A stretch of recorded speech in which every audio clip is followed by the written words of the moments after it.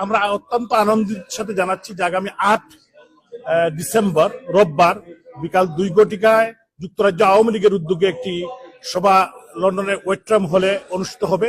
এখানে মাননীয় প্রধানমন্ত্রী রাষ্ট্রনায়ক শেখ হাসিনা, বাংলাদেশ আওয়ামী লীগের সংগ্রামী সভাপতি, আমাদের যুক্তরাজ্য আওয়ামী পরিবারের সাথে কথা বলবেন ওভার দি ফোন, এবং সেখানে আমাদের সমস্ত নেতৃত্ব দিক নির্দেশনা দিবেন যে আগামী দিনে বর্তমান প্রেক্ষাপট ডক্টর ইউনূস গং যে জবরদখল করে বাংলাদেশকে আজকে ধ্বংসের দ্বার প্রান্তে নিয়ে যাচ্ছে, এই জন্য বাংলাদেশ রক্ষার জন্য সমস্ত বাঙালি কমিউনিটিকে, বাংলাদেশের প্রত্যেকটি মানুষের প্রতি উনি অনুরোধ এবং দিক নির্দেশনামূলক বক্তব্য রাখবেন।